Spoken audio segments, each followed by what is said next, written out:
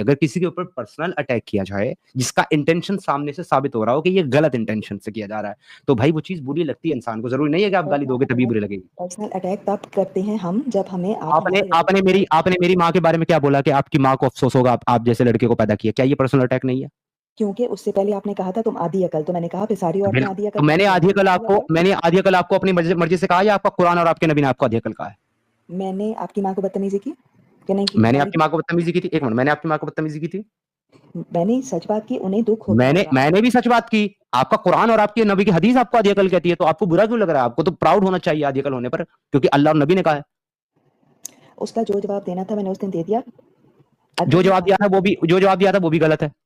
वो आपको लग रहा है ना? हकीकत मुझे नहीं लग रहा भाई, साइंस ने गलत साबित किया उसको। आपने कहा था इमोशन के वे में बोला गया। इच्छामृत्यु भाई ने आपको तभी स्क्रीन शेयर करके दिखाया था कि नहीं ऐसा कुछ नहीं है, इमोशनली वो बिल्कुल वीक नहीं होती। साइंस को नहीं मानता, औरतें ही ज्यादा रोती हैं, औरतें इमोशनल होती हैं। जहां टॉपिक बताएं। आपके पर्सनल फीलिंग साइंस नहीं है, ठीक है? साइंस रिसर्च पे चलता है। मेरा पॉइंट ये है, आपका पॉइंट गलत था। आपका पॉइंट गलत था। गालियां देंगे, लोग आना छोड़ देंगे आपकी गंदी जबान की वजह से। अच्छी डिस्कशन करें जरूर। आप इतराज भाई देखो, आने जाने की बात तो ऐसी है, हम यहाँ लोगों के सहारे नहीं बैठे हुए।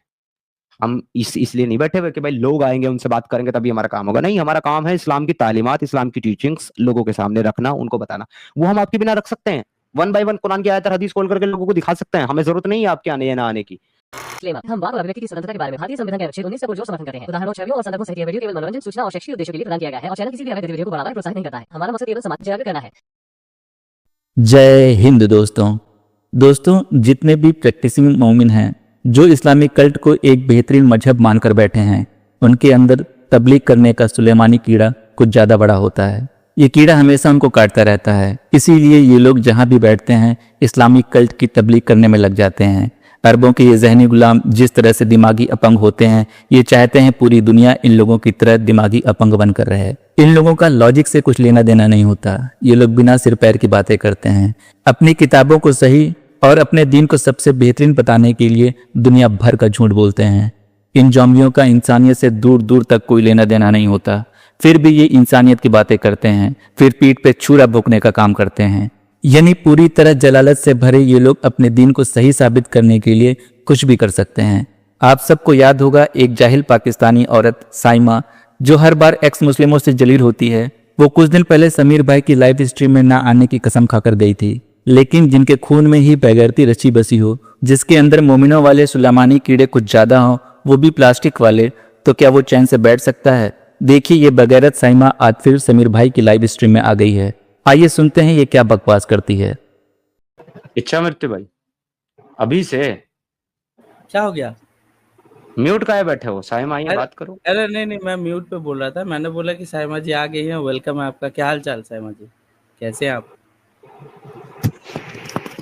जी, आप इतना झूठ बोलते हैं समीर साहब कि मुझे ना चाहते हुए भी आना ही पड़ जाता है। झूठ पे प्यार है। देखो मैं एक छोटी सी बात बता दूं Saima, I am not interested to talk with you. इच्छामृत्यु आपसे बात कर रहे हैं, उनसे बात करो, मेरे बारे में बात मत करो please. I am not interested in talking to your secretary. आप सच बताओ, आपका ये मेरा पति प्यार ही है ना जो आपको खींच के लाता है इधर? सच बताना आप। समीर के झूठ खींच के लाते हैं, आई स्वेयर ऑन गॉड। हाँ, मतलब देखिए ये एक बेसिक साइकोलॉजी होता है कि जो पसंद होता है उसको नापसंद। अरे सुनिए तो, अरे साइमा सुनिए तो, अरे सुनिए तो, थोड़ा सुन लीजिए ना। मैंने आपको ऐड के सुन लीजिए। ये कहा 4 तरह के माउंटेन्स होते हैं, इसको ये नहीं पता कि 5 तरह के माउंटेन्स होते हैं। अरे छोड़िए उनको कुछ नहीं पता। प्लेटू, डोम, वोल्केनिक। अरे छोड़ दो उनको कुछ नहीं पता। मैं बोल रहा हूँ कि ये एक ह्यूमन साइकोलॉजी होता है जहाँ पे जिसको जहाँ पे आपकी आवाज नहीं आ रही। पहले बात, मेरी बात सुननी पड़ेगी यहाँ पे। मुझे उससे बात करने दें जिसने झूठ बोले हैं। नहीं, मुझसे पहले बात करना पड़ेगा ना। तो ये एक ह्यूमन साइकोलॉजी होता है कि जिसको पसंद इसमें 5 टाइप्स ऑफ वोल्केनोज होते हैं। अच्छा मतलब एक सेकंड रुको, ठीक है साइमा माय बैड, मैंने 4 टाइप के बोल दिया था उस वक्त। बिल्कुल आप ठीक कह रही हैं, दैट वाज माय मिस्टेक। 5 तरह के होते हैं, आप ठीक कह रही हैं। आगे बढ़े। आप टेक्टोनिक प्लेट्स की बात कर रहे थे, आपको पता है टेक्टोनिक प्लेट्स क्या होती हैं? मुझे जितना मैंने पढ़ा है मुझे उतना ही पता है। मैं ये कभी भी मैंने दावा नहीं किया कि मैं साइंटिस्ट हूँ, मैंने कभी भी ये नहीं दावा किया। नहीं, आपने बात की ना टेक्टोनिक प्लेट्स की, तो आप फिर बताएं, या तो फिर करें ना बात अगर नहीं पता तो। नहीं, मैं देखिए, मैं इस यहाँ पर कभी भी साइंस पे बात करता ही नहीं, ये मेरा तरीका नहीं है साइमा, मैं सिर्फ इस्लाम पे बात करता हूँ।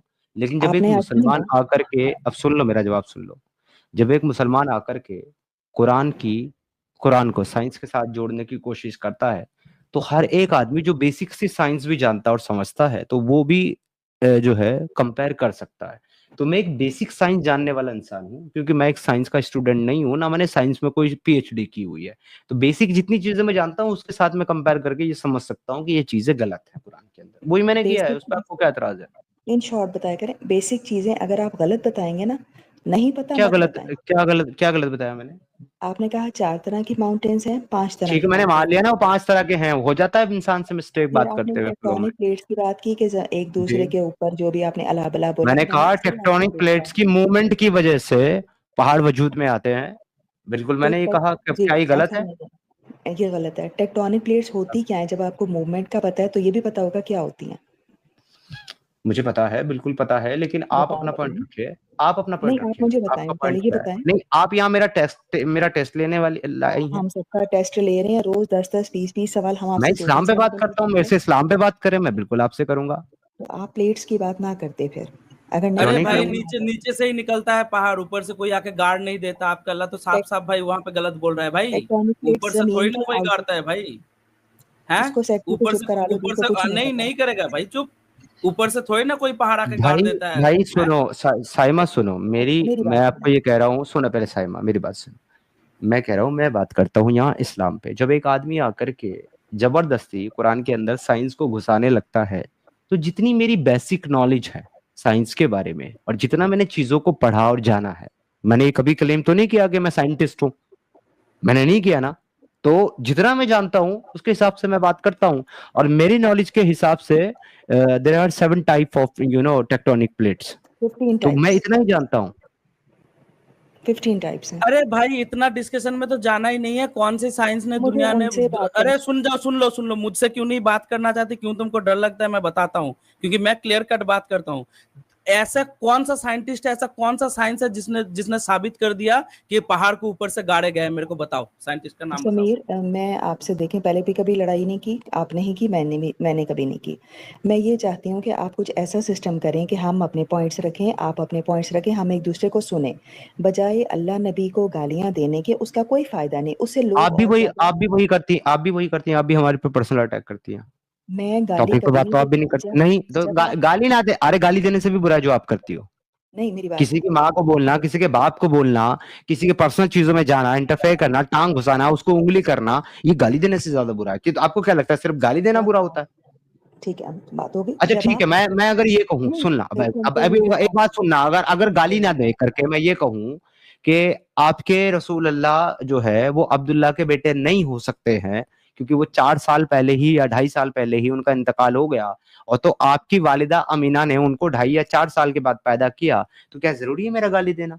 इतना बोलना कि आपको दिल को तकलीफ पहुंचाएगा कि नहीं पहुंचाएगा, ये बताओ। हाँ या ना जवाब देना। अगर हम ये कहें कि आपके भगवानों ने कुछ गलत किया, आपको अच्छा लगेगा? आप बर्दाश्त करेंगे? भाई देखो सुनो, फिर से वही बात, ये इसको इसको बोलते हैं बैसाखी साइमा।